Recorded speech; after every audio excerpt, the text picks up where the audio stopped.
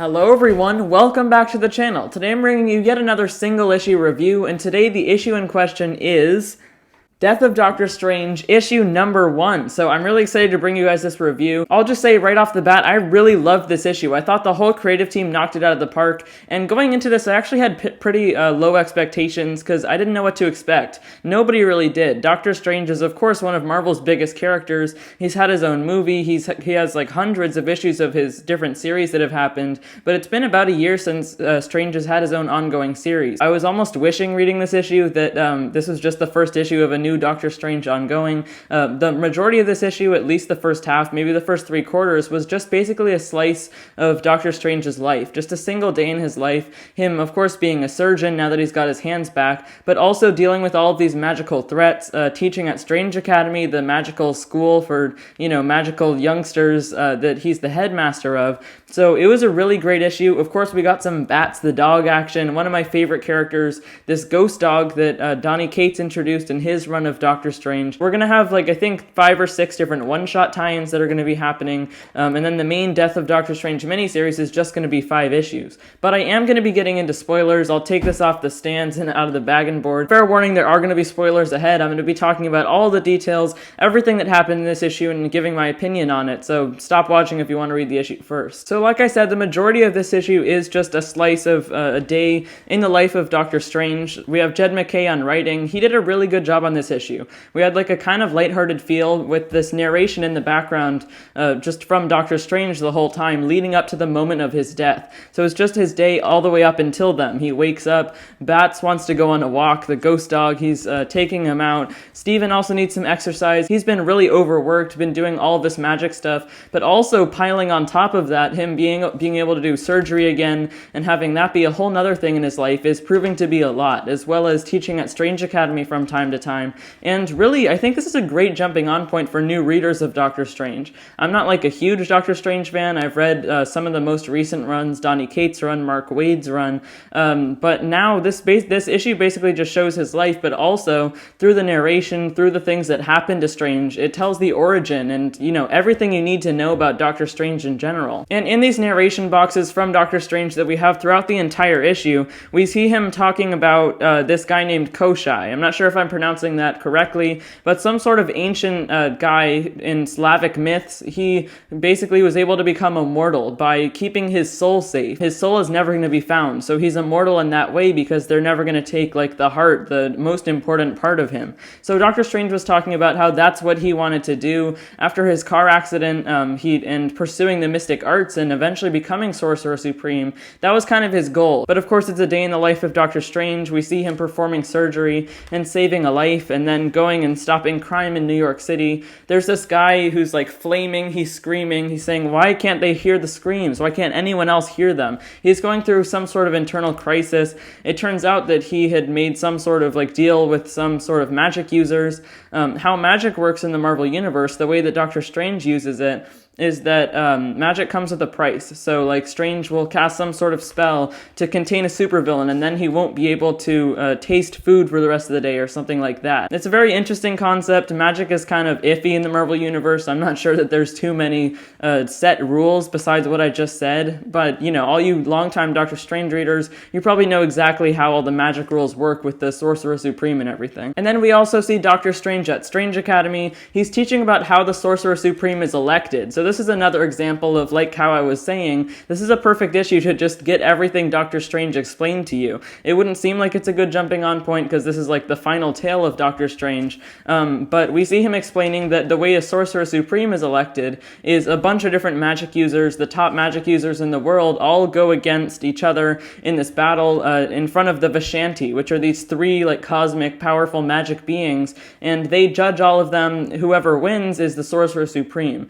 So this happens every few years, every few months. I'm not sure exactly how often this goes on, but there is a tournament every once in a while, and Strange has been winning them for a long time. That's why he's remained the Sorcerer Supreme. We also, in this Strange Academy scene, we see Doyle Dormammu, who's the son of Dormammu, this evil fire god who's been the main villain of Last Annihilation recently, but we see his son going up to Doctor Strange and telling him that he's feeling some sort of presence, something lurking in the background from the dark dimension, which is where him and his father for or from. And this was also mentioned earlier in the issue with that flaming man who was attacking New York City. Something is in the background of this all. So we get a couple mentions that something's not right. A bunch of other things happen. It's just his life. But then finally, he's totally exhausted. We see this internal dialogue about how he needs to just relax sometimes. He's got such a packed schedule. So he's like sitting on this chair, just kind of looking tired, taking like a foot bath in some weird magical tentacle thing. So this is how Doctor Strange winds down, I guess. He's in like a bathrobe.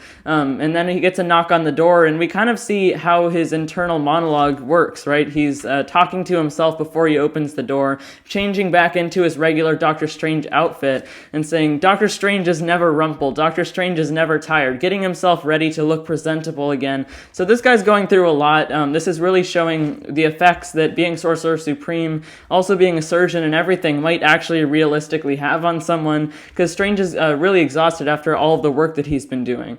And then, of course, as you might guess, these are the last few pages of this main part of the issue. We see him open the door. We see this set of teeth that's like gridded, saying, this is going to be your last day. Obviously, we don't get the reveal of who it is, and we don't get the reveal of this whole issue.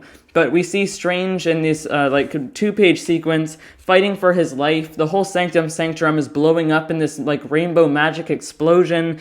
He's really struggling, but eventually he's binded down. And we see a hand holding a knife. He's stabbed through the heart, but before he says, go on then, but be warned. This will not end the way you wish. So Strange is going to be back in some way. He's got some sort of plan, and we get the reveal at the end of this issue. And that was pretty much the wrap-up of the main part of the issue, the death of Doctor Strange part of the issue, you know, the main idea of the event. But then we do get this extra sort of 6 or 7 page sequence, which is the aftermath of it all. We see Wong and Bats and all of these other main magic users like Dr. Voodoo, Doctor Strange's old assistant Zelma, and other people who are mourning the loss of him. They find his body, of course his knife, the knife in his heart, and the Sanctum Sanctorum, and they don't know who did it. But for the big twist that everyone's talking about at the end of this issue, in these last couple pages, we suddenly see this portal open in the middle of the Sanctum Sanctorum, right on the crime scene, and out walks an old-timey version of Doctor Strange. This was a really big reveal that I don't think anyone was expecting. It wasn't the kind of twist you'd expect in this first issue, and this was drawn just like classic Steve Ditko Doctor Strange. This made me really excited,